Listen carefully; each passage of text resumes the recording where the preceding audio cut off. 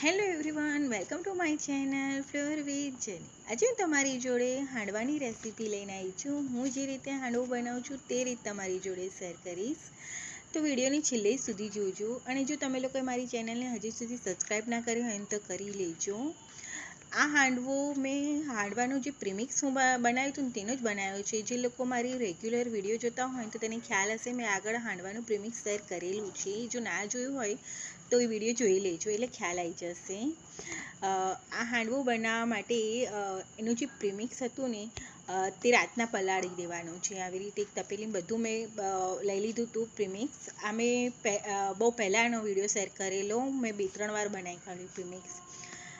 પછી તે રાતના જ પલાળી આવી રીતે સરસ રીતે પલાળીને આમાં તમે લોકો હળદર, મીઠું અને અજમો એડ કરવા માગતા હોય તો કરી શકો છો, પણ હું કશું એડ નહીં કરું. હું ડાયરેક્ટ પાણીથી જ આવી રીતે પલાળી અને તેને ઢાંકી નાખી રાત મૂકી દઈશ એટલે સવારે આથો આવી જાય. સવારે બહુ મસ્ત આથો આવી ગયો હતો. પછી તેમાં ખાંડ, મીઠું, જે રીતનું પ્રીમિક્સ હોય, જે રીતનું ખીરું હોય તે રીતે બધો મસાલો એડ કરવાનો. હું આશરે જ બધો મસાલો એડ કરી રહી છું. ખાંડ અને મીઠું એડ કરી દીધું હતું. પછી આટલી દૂધી મેં લઈ લીધી. દૂધીને ધોઈ અને ફોલી કાઢવાની છે અને છીણી લેવાની છે. છીણી અને અંદર બેટરમાં એડ કરી દેવાની છે. પછી થોડીક હળદર એડ કરી હતી. આદુ મરચાં એડ કરવાના. આદુને મરચાં સરખા એડ કરજો એટલે સરસ લાગશે હાંડવો. અને વઘાર કરવાનો છે.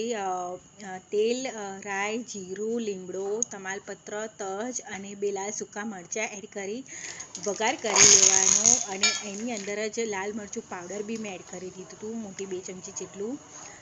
અને તે વઘાર બેટર હતું ને તેમાં ઉમેરી દેવાનું છે. એમાં ઉપર મેં ગરમ મસાલો બી 1 મોટી ચમચી જેટલો ઉમેર્યો હતો. અને હવે આ વઘાર એમાં ઉમેરી દેવાનું છે અને બધું સરસ રીતે મિક્સ કરી લેવાનું છે.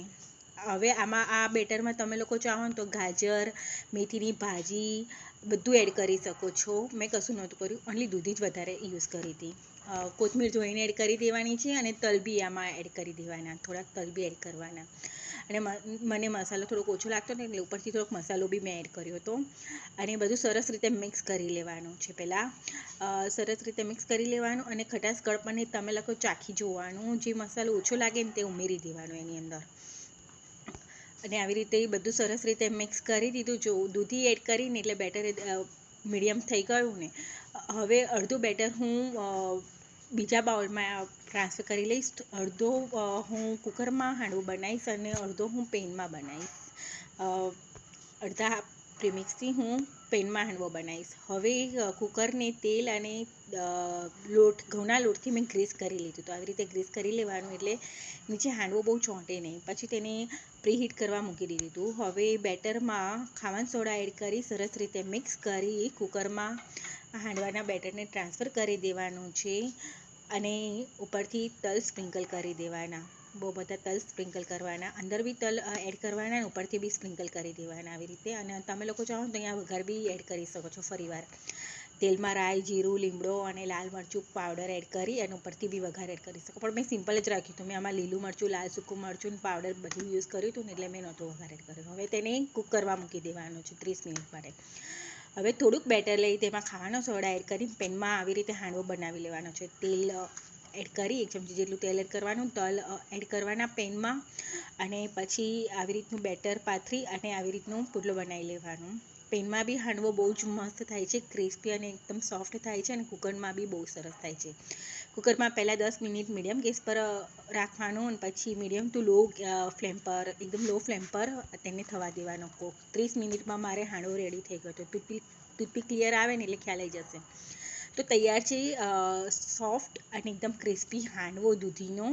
અને ગ્રીન ચટણી જોડે સર્વ કરજો, બહુ જ મસ્ત લાગે છે, એકદમ ટેસ્ટફુલ થાય છે. આમાં તમે ખટાશ, કડપણ ને તીખું સરખું એડ કરશો ને તો બહુ જ સરસ થશે.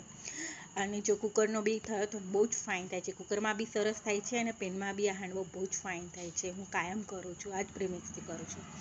તો ટ્રાય કરજો. અને જો તમને લોકોને મારી રેસિપીઝ ગમતી હોય, મારા વિડીયો ગમતા હોય તો મારી ચેનલને લાઈક, સબસ્ક્રાઈબ કરવાનું ના ભૂલતા. Thank you for watching. મળીએ નેક્સ્ટ વિડીયોમાં. બાય.